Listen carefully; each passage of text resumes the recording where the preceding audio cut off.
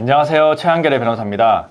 최근 사회적 거리두기 규정이 완화되면서 회식이나 여름 휴가로 인해서 자주 음주를 즐기는 사람들이 증가하고 있다고 합니다.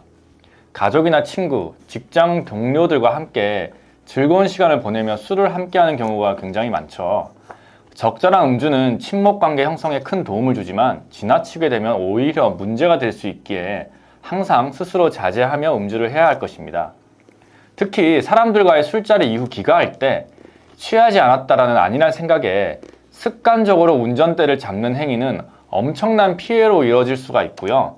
주취 상태로 운전을 하게 된다면 판단력이 흐려지게 되어서 본인뿐만 아니라 타인의 생명에 위협을 가하는 행위라는 것을 유념해야 할 것입니다. 주취 상태로 운전을 하다가 적발되었을 경우 처벌이 두려워 음주 측정을 거부하는 사람들도 굉장히 많은데요. 특히 유명 연예인조차도 음주 측정 거부로 인해 불명예를 얻은 사례도 있기 때문에 무작정 거부를 한다고 해서 처벌을 면하게 되는 것은 아니라고 할 수 있습니다. 오히려 음주 측정을 거부하는 행위는 형사적 처벌의 대상이 될 수 있습니다. 도로교통법상 음주 측정 거부죄에 해당하며 주취 상태에 있다고 인정되는 사람이 경찰 공무원의 요구에 응하지 않았을 때 성립될 수 있습니다. 경찰은 10분 단위로 3회 이상 음주 측정에 대한 이유와 불응하였을 때 받게 될 처벌을 고지할 수가 있고, 이를 거부하고 3회 이상 측정에 불응했을 경우에 음주 측정 거부죄에 해당을 될 수가 있습니다. 혐의가 인정된다면 1년 이상 5년 이하의 징역형 또는 500만 원 이상 2천만 원 이하의 벌금형을 선고받게 될 수가 있습니다. 단순히 음주 측정을 거부하는 행위라고 할지라도 엄중한 형사처벌의 대상이 될 수가 있고요. 가중처벌이 되지 않기 위해서는 경찰에게 협조를 해주는 것이 최선의 방법일 것입니다. 음주운전을 해서 적발이 되었을 경우보다 음주 측정을 거부해서 받게 되는 처벌이 더욱더 강력하다는 사실을 유념해야 할 것입니다.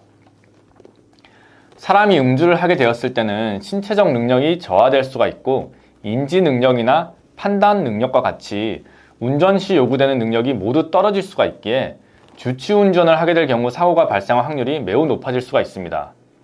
음주운전 사고가 발생하게 되면 본인을 포함하여 동승자나 보행자에게 인명피해를 줄 수가 있기 때문에 음주운전 단속을 각별하게 진행하는 것이며 절대로 해서는 안 되는 범죄라고 할 수가 있겠습니다. 경찰관이 음주 측정을 하는 행위는 공무원의 직무를 수행하고 있는 것이기에 이에 불응하게 된다면 위법한 행위에 해당하는 것입니다. 음주운전 측정 시 주치자가 측정에 불응하여 상대인 경찰관에게 욕설을 하거나 폭력을 가하는 행위를 하게 된다면 공무집행 방해죄가 성립될 수가 있습니다. 경찰관에게 위력을 행사하는 것은 공권력에 대항하는 것으로서 보고 있기 때문에 실형을 선고받을 가능성이 굉장히 높은데요.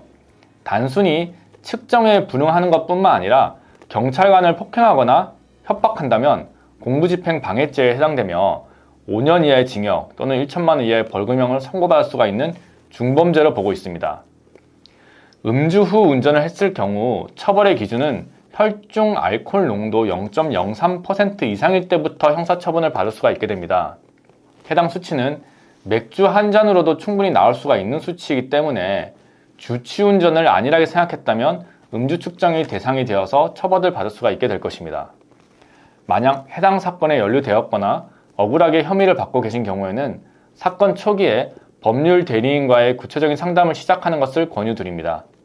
최근 음주운전 관련 법안이 더욱더 강화되고 있기에 실형을 선고받는 사례가 증가하고 있습니다. 처벌 수위가 상당한 만큼 변호인의 조력이 필요할 것이며 적절한 대응 전략과 변론을 통해 원하는 결과를 이끌어내시길 바랍니다. 오늘은 음주 측정 거부죄에 대해 알아보는 시간을 가졌습니다. 해당 사건과 관련해서 더 궁금한 사항이 있으시거나 자문이 필요하시다면 언제든지 편하게 문의해 주시길 바랍니다. 오늘의 영상은 여기서 마치겠습니다. 그럼 다음에는 또 다른 주제로 찾아뵙도록 하겠습니다. 영상이 도움이 되셨다면 구독과 좋아요 한번 눌러주시면 감사하겠습니다.